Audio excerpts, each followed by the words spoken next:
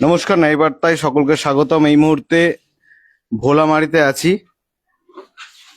আপনারা দেখতে পাচ্ছেন এই যে ইনি হচ্ছেন সমীর বালা। ইনার বাড়িতেই সিএ ক্যাম্প বিধায়ক অসীম বিশ্বাসের উদ্যোগে আর সমীর বালার সহযোগিতায়। আজ কি হচ্ছে?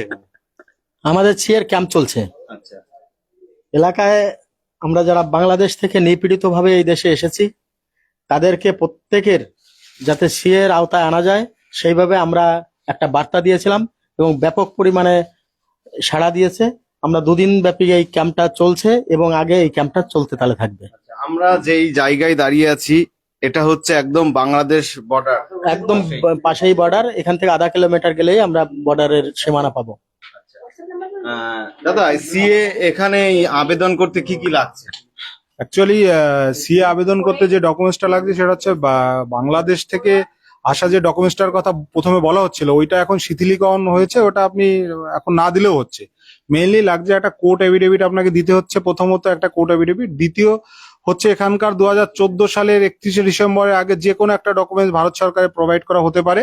আর 3 নম্বর হচ্ছে কোনো মঠ মন্দির থেকে আপনার যেটা ধর্মীয় সার্টিফিকেট প্রোভাইড করবে সেটা। এইগুলোই হচ্ছে। আর এখানকার যা মানুষ আছে তারা স্বতঃস্ফূর্তভাবে করছে। সব থেকে আশ্চর্যের ব্যাপার হচ্ছে যে টিএমসির নেতারা এটা মানা করছে, তারা আমাদের কাছে গোপনে গোপনে বলছে ফর্ম ফিল আপটা কি করে করা যাবে। এর থেকে মানে কি বলবো, মানে তারা নিজেরাও বুঝতে পারছে কিন্তু তাদের রাজনৈতিক কারণের জন্য তারা এটাকে অন্যভাবে বলছে, কিন্তু তারাও নিজেরা বুঝতে পারছে এর প্রয়োজনীয়তা কি, এর সুফলটা তারা পাবে আগামী দিনে তারা নিজেরাও জানে। কতদিন চলবে?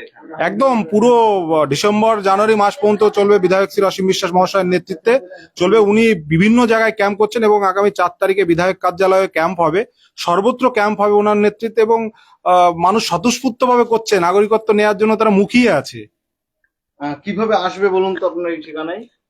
এখানে আসতে গেলে বগুড়া থেকে আসলে বগুড়া থেকে ভোলামারি বাস স্ট্যান্ড আছে, বাস স্ট্যান্ডে এসে যে কোনো লোকের কাছে সমীরবালা বা শঙ্করবালা বললে পারে, বাড়িতে পৌঁছে যাবে। সকাল থেকে কতজন এলো? এই 20 জন মতো সকাল থেকে হয়ে গেছে অলরেডি। এবং কালকে আমরা রাত 1টা পর্যন্ত, সব থেকে আশ্চর্যের বিষয়, কাল রাত 1টা পর্যন্ত আমাদের ক্যাম্প চলেছে এবং মানুষ 1টা পর্যন্ত এখানে বসেছিল। আমরা এখানে 1টায় বন্ধ করেছি কালকে রাত। দিদি ভাই, কোথা থেকে আসছেন? কোথা থেকে আসছেন দিদি ভাই? ট্যাংরাখাল থেকে। আচ্ছা, কাছাকাছি ক্যাম্পের সুবিধা হচ্ছে। কোথা থেকে আসছেন?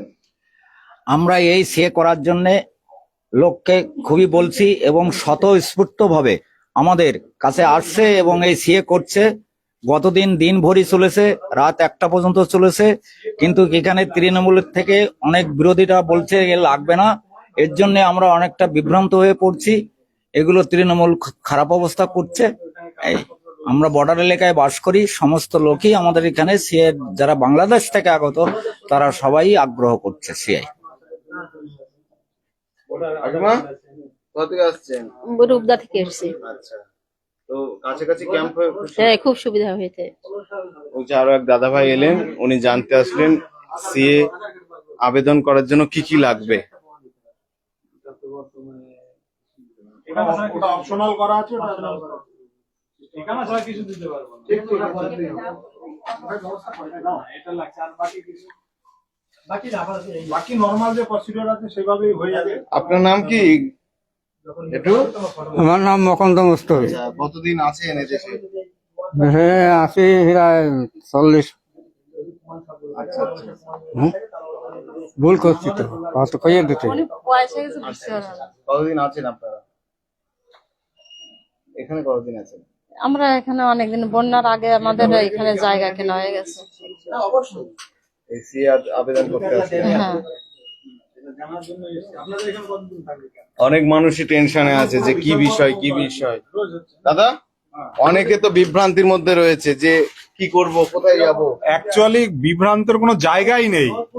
নরেন্দ্র মোদী এবং ভারতের যশস্বী স্বরাষ্ট্রমন্ত্রী অমিত শাহজি ক্লিয়ার করে বলেছেন বাংলাদেশ থেকে নিপীড়িত উদ্বাস্তু যে হিন্দুরা এসছেন তাদের নাগরিকত্ব দেওয়ার জন্য ভারত সরকার বদ্ধপরিকর। একজন সনাতনী হিন্দু যা দুর্গা মাইয়ার পুজো করে তাদের কোনোভাবেই তাদের ভোটার তালিকা থেকে নাম বাদ যাবে না এবং তারা নাগরিকত্ব পাবে। এবং আজীবনকালে তাদের যে যন্ত্রণাটা, যে যন্ত্রণার জন্য পাসপোর্ট অফিসে হ্যারাসমেন্ট, বিভিন্ন জায়গায় হ্যারাসমেন্ট, সেগুলো থেকে তারা পরিপূর্ণভাবে মুক্তি পেতে চলেছে।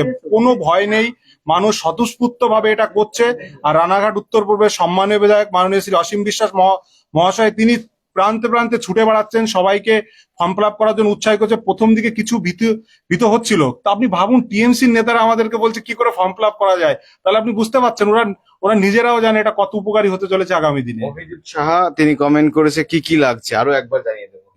আপনার বেসিক্যালি যেটা লাগছে একটা কোর্ট অ্যাফিডেভিট করতে হবে আপনাকে ফার্স্ট ক্লাস ম্যাজিস্ট্রেট দিয়ে, ওখানে আপনার ডিক্লারেশন দিতে হবে বাংলাদেশে আপনার বাড়ি কোথায় ছিল আর এখানে বাড়ি কোথায় আছে, আপনি কত সালে এসছেন, একটা ডিক্লারেশন দিলেন। একটা মঠ মন্দির থেকে আপনি ধর্মীয় একটা সার্টিফিকেট নিয়ে আসবেন, হয়ে গেল। আর কি থাকছে, ধর্মীয় সার্টিফিকেটটা আপনি নিয়ে নিলেন, আর এখানকার 2014 সালে 31 ডিসেম্বর আগে একটা ডকুমেন্টস। আর বাংলাদেশের যে ডকুমেন্টসটার কথা বলছি সেটা অপশনাল, এখন আপনি ফর্ম ফিল আপ করার সময় দিতেও পারেন নাও দিতে পারেন, পরবর্তীতে যখন ভেরিফিকেশন যাবেন সেটা বিচার বিবেচ্য বিষয় আছে। আমরা যতদূর খবর আছে এটা আশা করি অপশনাল হয়ে যাবে। তো সনাতন হিন্দুদের সুযোগ সুবিধা বা নাগরিকত্ব পাওয়ার জন্য যা যা করার দরকার নরেন্দ্র মোদী এবং অমিত শাহজি এবং রানাঘাট উত্তর পূর্বের সম্মানীয় বিধায়ক মাননীয় শ্রী অসীম বিশ্বাস মহাশয় বদ্ধপরিকর, এবং অবশ্যই তারা নাগরিকত্ব পাবেন এবং তাদের নাগরিকত্ব দেওয়া হবে এবং সনাতনের জয়যাত্রা হবেই হবে এবার।